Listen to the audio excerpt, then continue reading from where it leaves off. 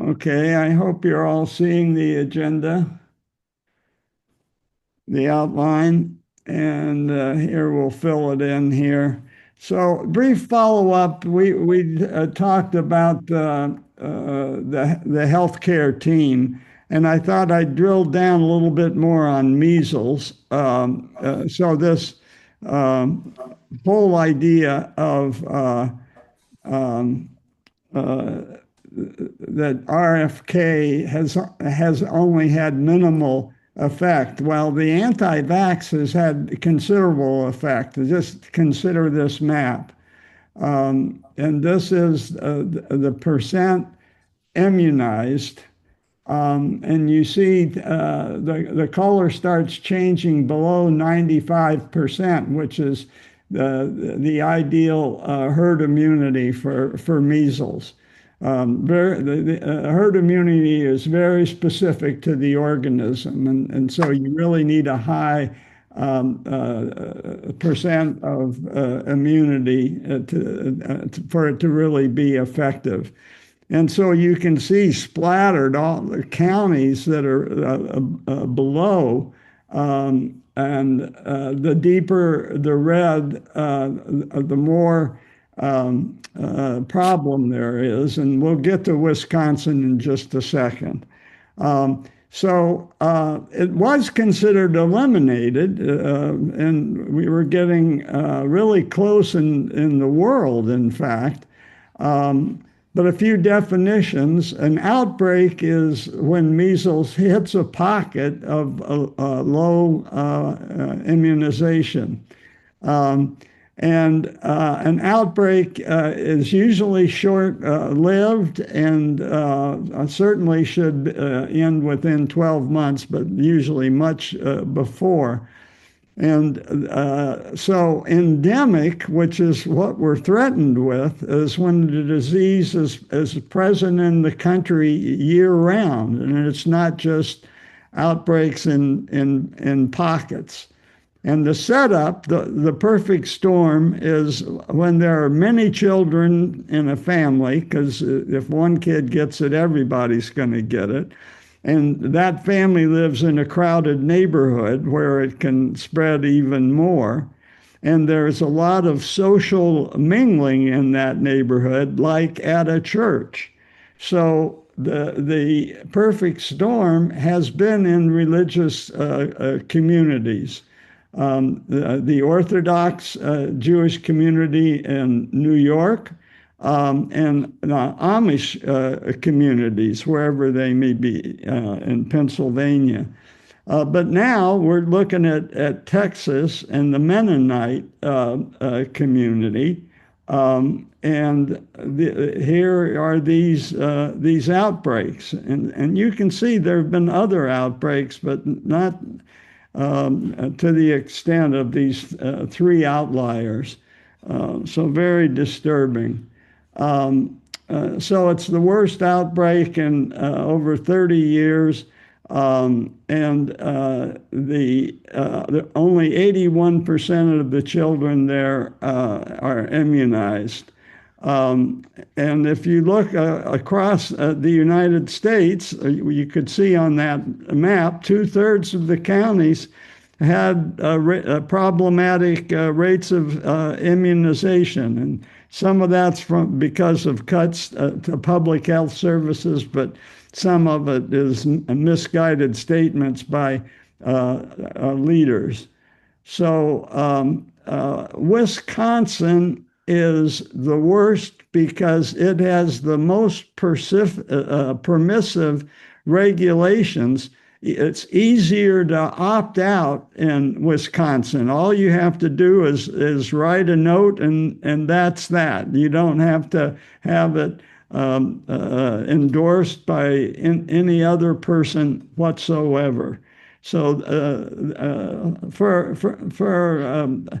if you look at 100 years ago, Wisconsin was at the cutting edge of progressivism, particularly the University of Wisconsin in Madison, where so many progressive ideas emanated from, and how strange it is to see they're the worst.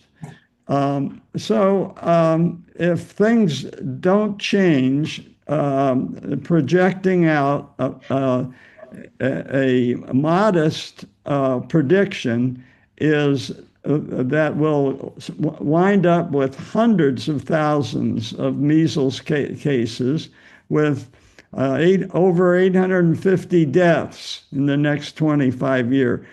But a worst case scenario, if we don't reverse this pretty quick, is 11 million measles cases with 11,000 deaths.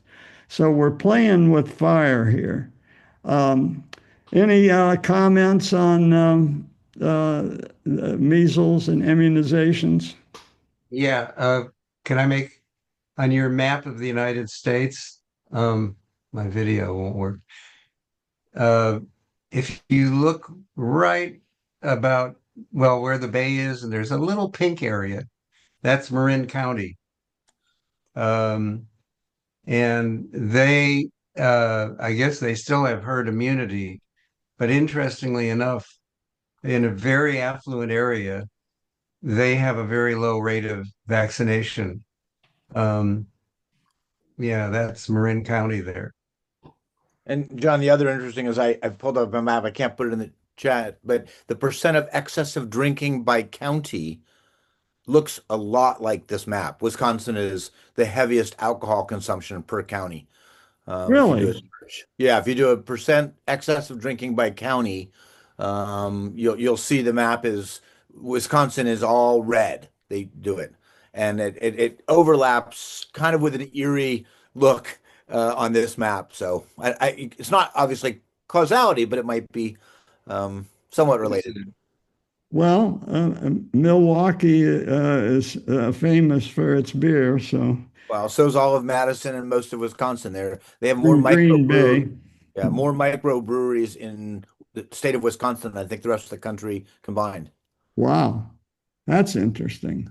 Yeah. Okay, but Yeah, hey, John, yeah, Tom. I have my hand raised. I just have a question. But if a child, say like even in Wisconsin, if a child did have the vaccination, is the vaccination pretty good? Yes, yes, it's a very good vaccination. You just got to get it. And interestingly enough, you don't seem to need boosters. Yeah. Right, but as a general practitioner, could you comment on the fact as we get older, we need to be revaccinated, or is that a myth? Well, you do for DT, and I think pertussis maybe has some waning. So DPT, diphtheria, pertussis, and tetanus, obviously for the flu and COVID, which is becoming endemic. But I can't think of any others. Can you, Homer? Well, I was just thinking of the contrast between measles and COVID. One childhood vaccination protects against measles practically lifelong. Yeah. And yet we need to get COVID vaccinations, it seems, every few months, every 6 months or something, because the virus mutates so rapidly in the population. Yeah, and fortunately, with RNA technology, we can keep up with it pretty well. But apparently, the misinformed RFK Jr. Head of the health services is saying that you've got to have a whole trial starting from scratch with placebos and the whole thing, which is crazy. So we may not be able to get our rapid upgrade of COVID shots, taking into account the most recent mutations, which are easy now with genetic tracking, easy to work out. We may not be able to cash in on that great advance. Yeah. All right. On to tax of the rich. So we want to get to Leo in just a second here. There were some tantalizing notions that maybe Trump wanted to tax the rich, which wasn't going to be any big whoop. It was just going to go the top rate from 37% to 39.6.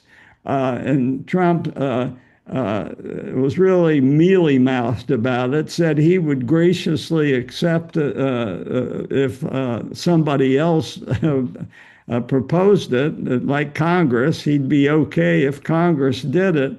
So it was really half-hearted, and it was a sop to somebody like Steve Bannon, who, interestingly enough, has always been in favor of taxing the rich. What percent should the rich pay? Nobody knows, and economists are really confused about the ideal, and their recommendations are inconsistent. This an analysis by the economist. But they do make the point that as it is now, innovators who make a whole lot of money, like Bill Gates, they have, as rich as they are enriching their societies even more. So they only capture about 2% of the increased value they give to society. And so the Economist, being what it is touting this statistic. The question that comes up is, do taxes discourage work? So if you tax the wealthy, would they just stop working? And they had an interesting statistic I wanted to share. The consensus is if you increase the tax on someone by 1%, they're not going to work 1% less. They're only going to drop that by a fourth, work 0.25% less. And basically, what this is saying is taxing does not discourage work. There are some who say that the ideal top rate is 70%. Of course, in times of stress like war, we had 90% as we came out of War II. Scandinavia is generally held out to be a model, but they don't have super high income tax on the rich. And if you add up all their taxes and compared to ours, which include state and local taxes, they're only a little bit higher than us on income taxes. What they do differently, and this is important, I just finally understand what they're doing differently. They have a 25% value added tax, which anything you consume in Scandinavia it gets a 25% value added tax slapped on top of it. So it's our sales tax on steroids. But here's the thing with them. While that discourages consumption of material goods, they take that money and provide education and health. So you're consuming more education and health instead of stuff that you buy. And so as a value statement, I think this system, value added tax, as long as it went into bolstering education and healthcare, might not be so bad. I was surprised by that. Any comments? Okay, on we go. Of course, what the House came up with is crazy, and tariffs just a bull in a china shop. They're exempting all kinds of things, and they're re-adding the concession to states that have state income tax, that you can write that off. They had done away with that, which was a progressive thing to do. But they're re-adding it, which is regressive. They're not adding it completely, so it's a little more complicated. David gave me this, and he gave it to me a couple of weeks ago, but it basically predicted what Congress, the House of Representatives just did. It goes to the Senate now, and put on your seatbelt. This might not be the final thing, but they had a lot of tax cuts for the wealthy, and where are they? And how are we paying for it? With deficit spending, deficit spending and Medicaid. And we'll see how the Medicaid cuts survive.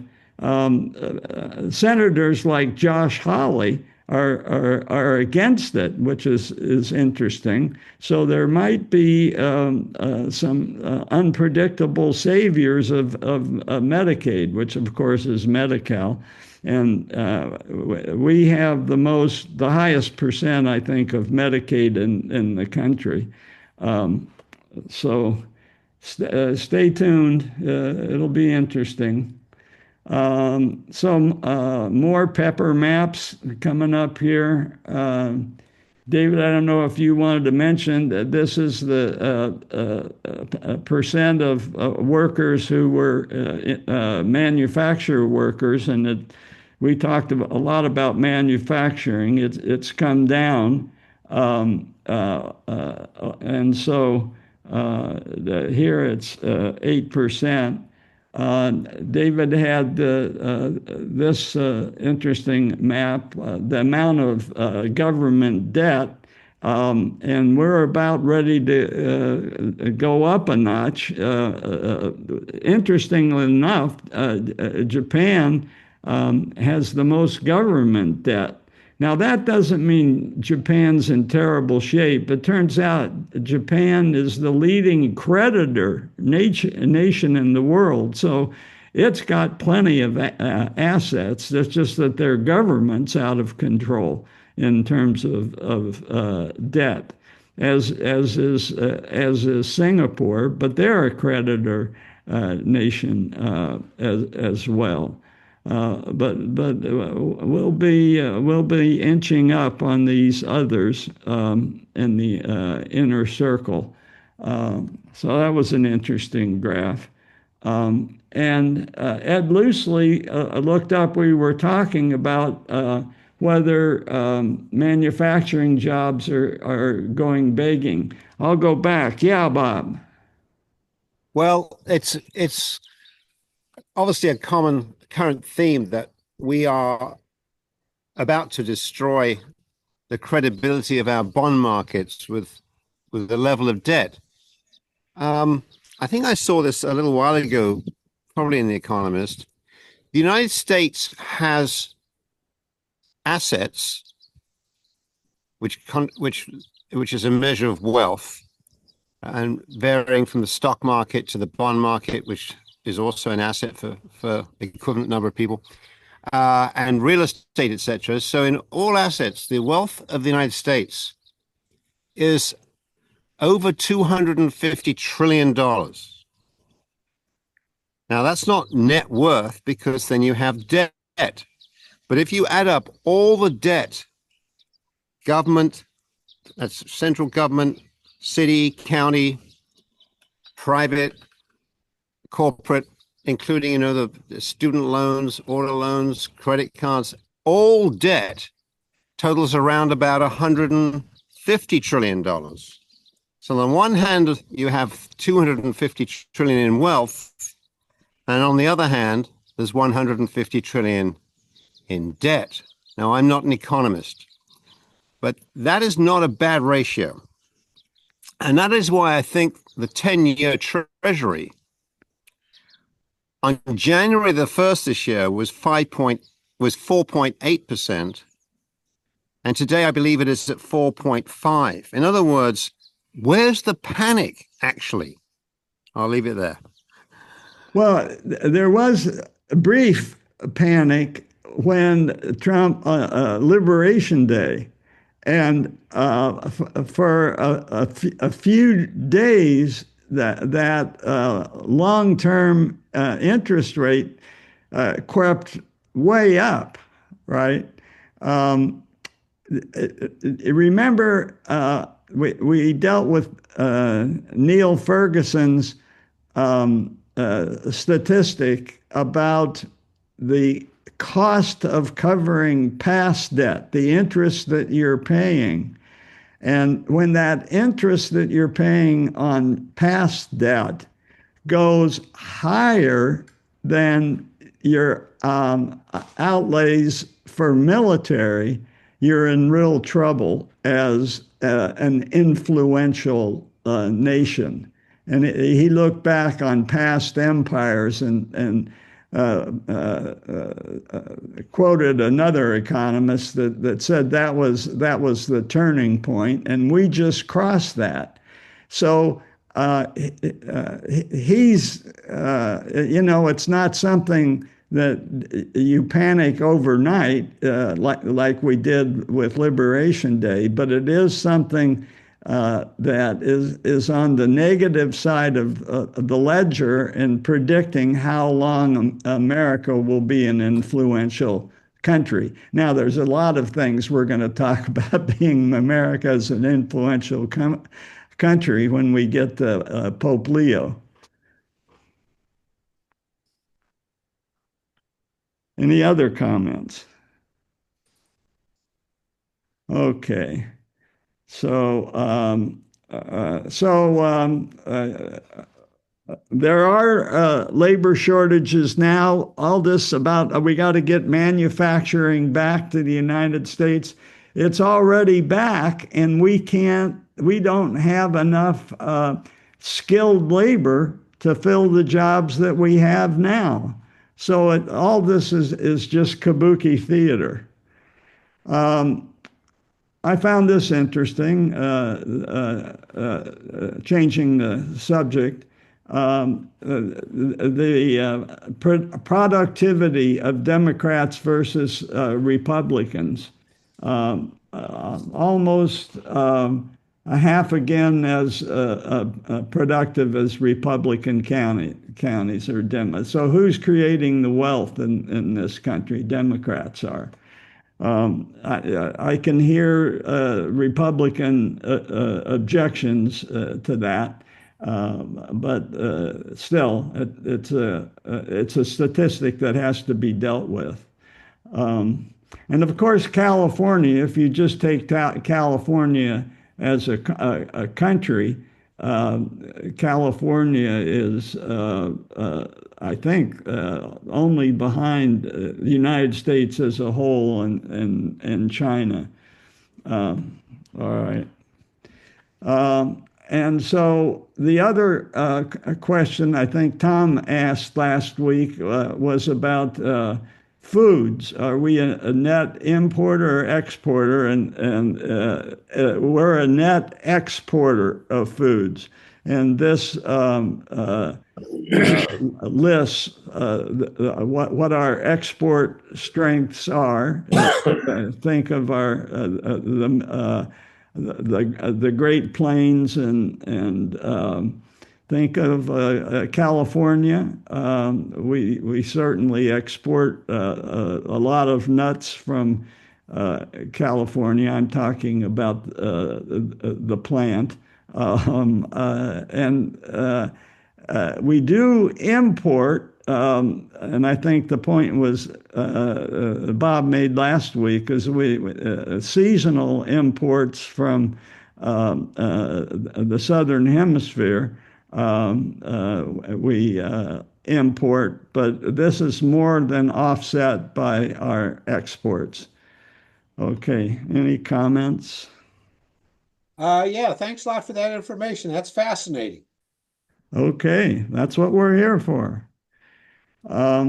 Okay, so I'm filing Leo under geopolitics, and I'll try to justify that. Just a brief review. We've talked initially, there was a lot being made about small things like the robe he was wearing. I just ran across this about his shoe style. So black shoes were thought to be in the tradition of Francis, where they symbolize walking with the poor somehow, rather than the red ones. And you ask, well, why in the world would any pope ever choose a red shoe? And apparently, in the past, it was supposed to signify the blood of martyrs, humility, and service, that the Pope was a servant of his flock, and somehow the red was supposed to symbolize that. I don't quite get that. The other thing, just looking at the Catholic Church as a whole, 1.4 billion, where are they? 40% of them are in Latin America, another quarter in Europe, 17% in Africa. So, but what country has the greatest number of Catholics? What are the top 3 countries? Anybody want to guess? Brazil. Mexico. Brazil, bingo, at number 1. And here's Mexico, number 2, Philippines, number 3, United States is number 4. Number 4. I heard a fantastic interview with this theologian from the University of Pennsylvania, academic theologian. And she made a lot about the movie we've talked about repeatedly, the Mission, and it was interesting to listen to her take. She used the concept of enculturation. And we see this, of course, in Mexican culture, how a lot of Indian traditions just got folded in and became Catholic traditions. But she talks about how the Jesuits in South America used the idea of negotiating with the spiritual practice of the local populations and balancing that with Catholicism, and adapting, and both the missionary and the natives compromising and adapting and negotiating. And we remember in the Mission how the missionary, played by Jeremy Irons, used the oboe to really enchant the local Guarani, and it blended with their musical traditions. And how they adopted the Catholic vestments and services, and synthesized a culture that the local Guarani could identify with. And so it's kind of a sad ending, but you learn about how the local population was taught about agriculture. And when we get back to and rescue Junipero Serra, who is patiently waiting for us in Monterey, in Carmel, in fact, we'll learn how the early Franciscans tried to do the same here in good old California. So, again, a plug for the mission. Great. So the example this theologian used was the Passion plays and how different they are in different countries. And I know the Passion play in the Philippines is especially vivid, without going into any details. And so she said that you can look at this kind of picture, and in a sense, it's to an outsider, this is ridiculous. That in this visit to Papua New Guinea, that he would agree to wear the local headdress, but he is making a connection, in particular, with this girl, and Catholics are good at that. And what I'm building up to is Leo is really good about reaching out to other cultures, and we'll get to that in detail. Here, this is the Eastern Rite, which is a variety of Catholicism, but he reached out to them quite early, and so they're in places like Lebanon. There was controversy, and the statement was that Francis made when asked about gay marriage. He said, "Who am I to judge?" But there was a backlash against that statement that we didn't hear about in America, but they certainly did in Africa. And that was not in keeping with the African Catholic tradition. But Pope Francis took that on with the African cardinals and developed this concept of the synod and synodality, which is basically just meeting and talking and not necessarily agreeing, but meeting and talking. And she said, it's a good way to hold your tensions and try to work through things over time, just sitting and listening and talking. And that's obviously something we probably need to do in our current polarized politics. But an example of this is the time that Obama needed to finally come out for gay marriage. He held off until most of the way through his presidency, and then it was Joe Biden who kind of let the cat out of the bag and forced him into comment. So just to review, Leo is an Augustinian. And what does that mean?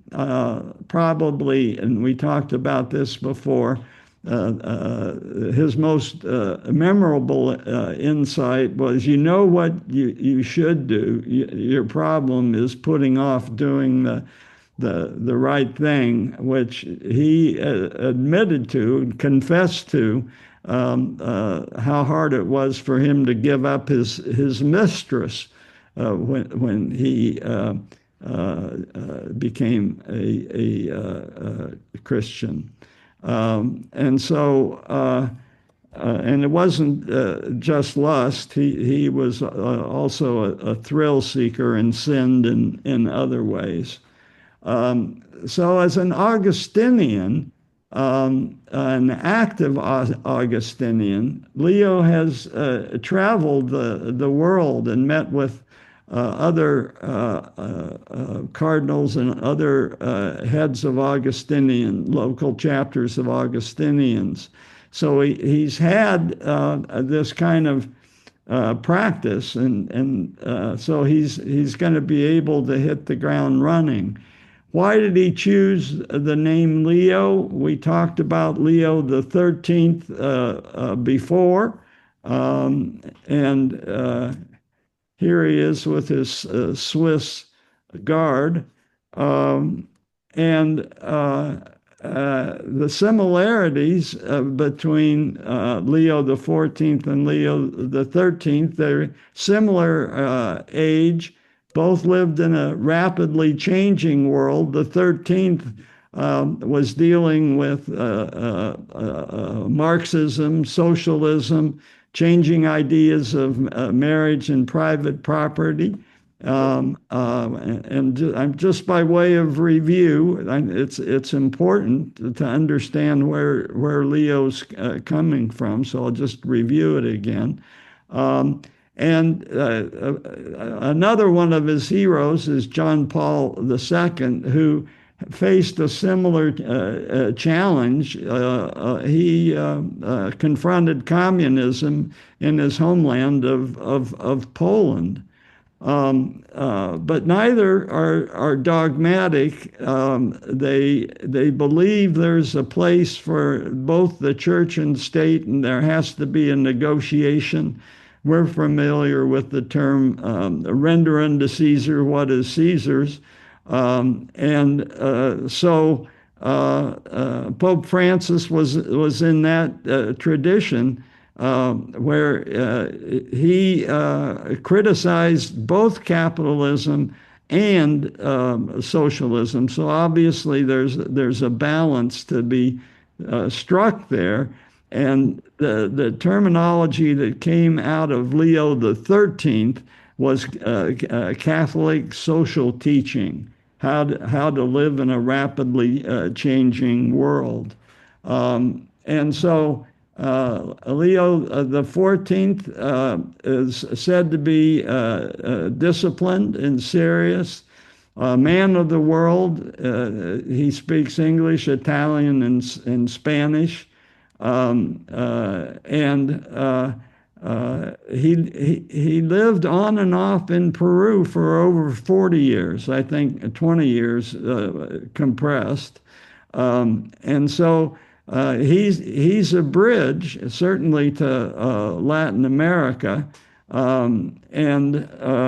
The statement was made that he needs to be capable of cleaning up some messes that Francis left. So what messes? Well, there's still the clerical abuse scandal. Was it acted upon quickly and decisively? No.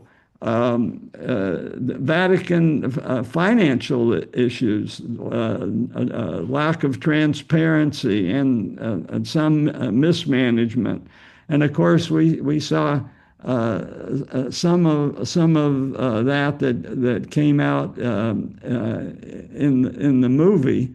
Come on, the name of the movie, anybody? Conclave. Yeah. Thank you. And so the other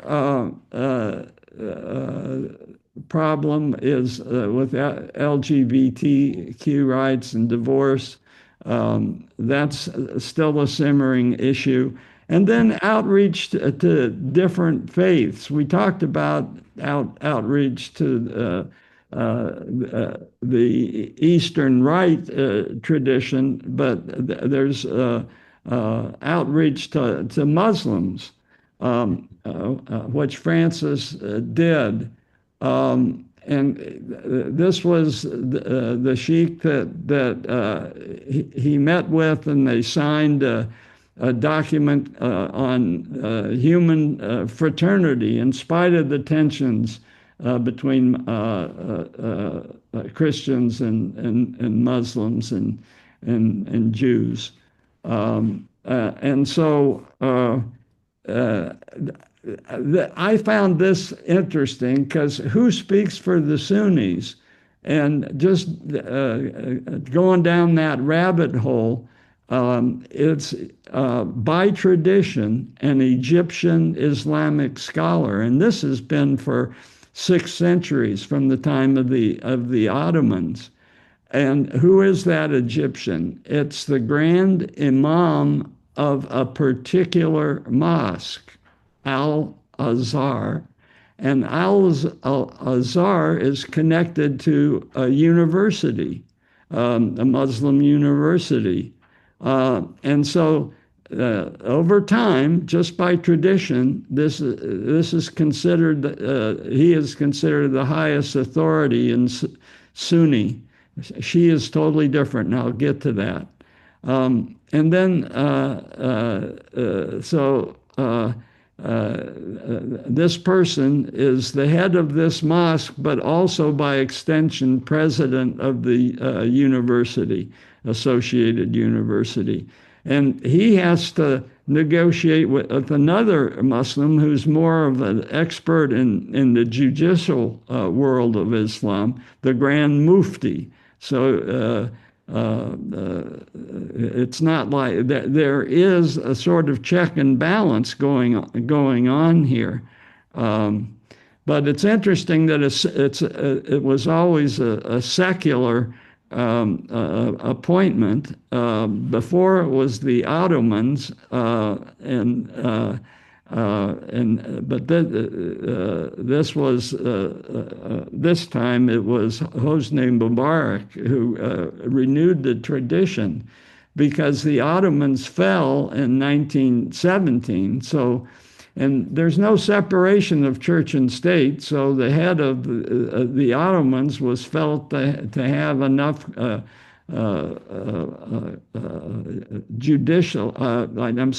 theocratic credentials to participate and make this appointment in Cairo. And so this is a long tradition. This is one of the early Ottoman appointees. And so there wasn't any authority after 1917. It was just reestablished in 1961, which I found interesting.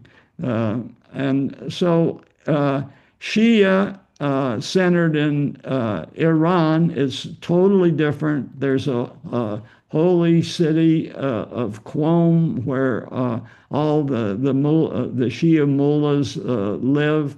There's a hierarchy, and that hierarchy in Qom gets enmeshed into the Iran political system, very complicated. So Shia and Sunni are very, very different. And it's much easier for you to find an authority in Shiism. And I remember in the book 3 Cups of Tea, which was that activity was in a Shia area. And for them to build a school, they had to get approval from Qom. And they had to wait.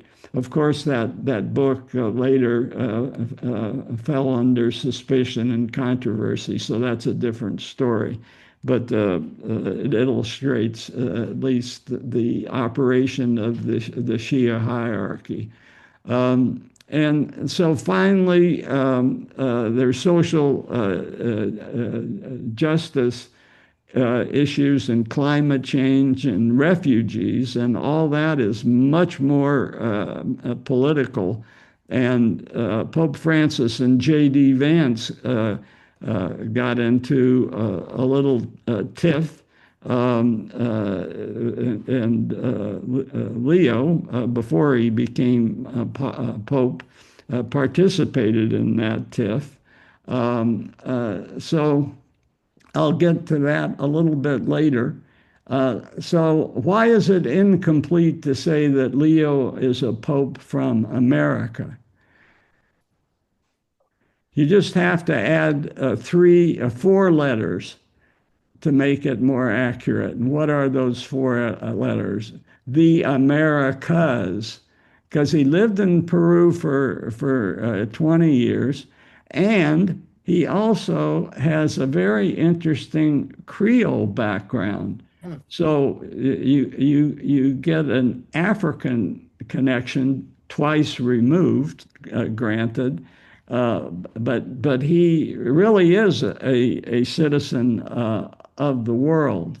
So I got really interested in this Creole connection. So I went down that rabbit hole and found his mother is listed as white, but if you look at his maternal grandparents, they had African blood on both the grandfather and the grandmother, and going back to great grandparents, there's some documentation. So what is a Creole is a wonderful blend of French, Spanish, and African cultures in New Orleans. Everybody loves New Orleans, right? Like when I saw this interesting play about a family in New Orleans before 1803, before it became the Louisiana Purchase, when it was living under French and Spanish law, specifically the Napoleon Code, which didn't have any concept of slavery, or if they did, it was a very loose one. So who are famous Creoles? Well, some familiar names: Beyonce, Prince, a rapper, Ice-T, and then for you football fans, Brett Favre is a Creole, which I had no idea about. So this is Leo's mother. I think this is Leo, Robert, I think. And this is his close-up of his mother and his father. So free people of color, heavy New Orleans culture connection. But I'm going to dive into the Peruvian connection, because he lived in Peru in a very turbulent time. And this had to affect him, living there on and off, really over 40 years. Eventually got his Peruvian citizenship, so he had a dual citizenship. So what's the big deal about being in Peru? It's the service to the poor that's really important. And in particular, he walked the walk in a particular diocese in Peru that served the poor. So that's a great credential. And he's there during the whole liberation theology, which is a particular theology that stresses justice and the plight of the poor.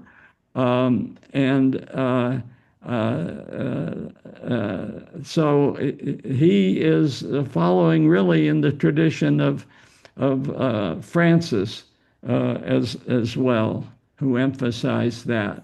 Liberation theology, this is the particular priest, the theologian that instituted liberation theology, gave it a theory, a standing in discussions.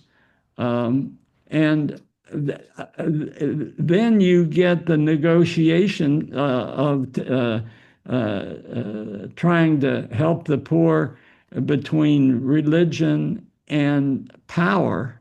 And the Communist Party, which had a policy called the Shining Path, but it very quickly got contaminated with violence. And will we remember the brutality of it? And it wasn't that it was brutality against just the rich. It was also brutality against competing Marxist groups, which is a kind of recurring theme that we've all seen, where leftists quibble over exactly the right way. And who did they, the Shining Path, Sendero Luminoso is the Spanish translation. They quibbled with another terrorist group, Tupac Amaru, a revolutionary movement that became terrorist. And who else was in Peru? Che Guevara had gone through there on his motorcycle in 1952 and had volunteered with a doctor in a leper colony. His exposure to the poor, we know what result that had on him. Finally, the founder of the Shining Path was captured. The biggest clue was discarded tubes of corticosteroids that he used to treat his psoriasis in the garbage can behind where he was hiding out. A little medical sideline there. And so he was captured. He had not built up a strong party. He was kind of the head of a personality cult. Sound familiar? And there was nobody to take over from him once he was captured. Okay, so once again, I see that I have not allowed enough time. So we'll have to come back and take up Peru in the very years that Pope Leo was living there and was influenced by what was going on in Peru. And I just think it's important to review our history. I know there's a lot going on in the present and a lot of politics, and I just for us to survive all this, just to keep our foot in history and review. We will eventually get back to California, I promise. But there's so much interesting history that just invites exploration. I can't resist. All right, comments. Well, since we don't really start at 2 o'clock, you could maybe give us a little about Fujimura. I'm sort of, because he was Japanese, I know that, or somehow he wound up in Peru. Well, it doesn't take much to get me to keep going. So you can Oh, all blame Michael. no. We can take a vote, or they can always leave. Yeah, you can always leave, but it gets interesting. You won't want to miss this. Um, so, What?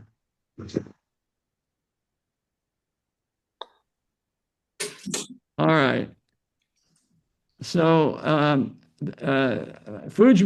ended the lost decade, and Pope Leo would have been there in this most of this decade where there was so much violence. Who was Fujimura? He was a Japanese immigrant, as Michael pointed out, born in Lima. His parents were immigrants.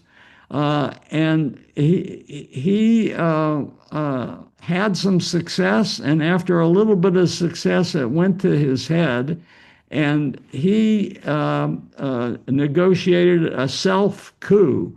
This was, we saw this definition in the VDEM lingo, where they were looking about the decay of democracy in the world. In Spanish, it's auto golpe, self-coup, where you dissolve Congress and the Supreme Court and you just become a dictator. And so he used that as a dictator to launch Fujimorism. And the Tupac Amaru, who had competed with Shining Path, their biggest thing was to attack the Japanese embassy in Lima and take over 100 people hostages. And this was in 1996. And Fujimura negotiated and ran this long siege. It lasted 126 days. All the important people in Peru had gathered at the Japanese embassy to celebrate Emperor Akihito's 63rd birthday. And so 126 days later, they had been patient, and then they launched a raid, which was successful. One hostage did die, and 2 commandos died. I'm sorry, 2 of the attacking commandos died, but all of the militants were killed. And he won acclaim for the saving of 130 hostages. And so it all went to his head. There was corruption. There were extrajudicial killings. He was on hair trigger against any leftist who he thought might become terrorists. And he treated the indigenous community badly. They were subjected to sterilizations, believe it or not. Next door in Bolivia, the indigenous were doing quite well. I just want to give equal time to how well the indigenous did in Bolivia, and you can attribute that to the fact that they were 50 to 2/3 of the 50% to 66% of the population. So they've had a lot of indigenous politicians have had a lot of success. If you haven't been to Bolivia, I'd recommend it. It was really a colorful place. Fujimura was finally persecuted. And he could see the writing on the wall. He was losing control of the army, so he fled to Japan, and Japan refused Peru's request for extradition because Fujimura had still been a Japanese citizen. Fujimura in 2005, after 10 years, returned on his own will to Chile for a visit, and he was arrested there. He must have known he would be arrested and thought he would be pardoned, but he wasn't. He was extradited to Lima and sentenced to 25 years in prison, but released early on humanitarian grounds because he was suffering from tongue cancer. So this is him on his way to get a CT scan, being released from jail. The latest Peruvian populist is a leftist. He only lasted a year and a half. He was an elementary school teacher and union leader. And guess who he ran against? He defeated Fujimori's daughter, Keiko. So I think there's a good place to stop. I finished what Leo lived through in Peru.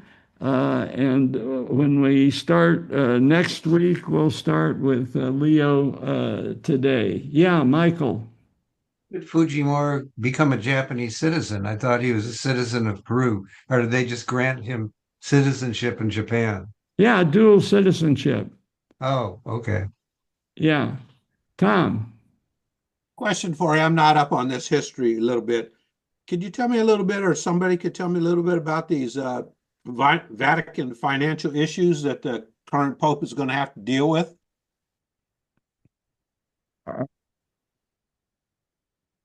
Can't. Anybody know? Anybody plugged in? I mean, was it corruption or fraud or somebody embezzling money and sending it to their family? I have no idea. Yeah, I don't either. I know it's tangled, and it's complicated. But when they started explaining it to me, I kind of didn't incorporate it. I didn't engage with it. I'll look around. I'll nose around for next week. That's okay. I can Google it on the internet. Thank you. Yeah, Bob. I just Googled it very quickly. The Vatican is currently facing a significant 83 million euro budget shortfall. The number one. Number two, the pension fund for Vatican clergy is facing a considerable funding gap. Wow, it sounds like California. With a deficit, with a shortfall of 600 million euros. It's not, I don't see any fraud. It's not like the old days where, $1 billion went missing sometime in the 1980s or 1990s, and the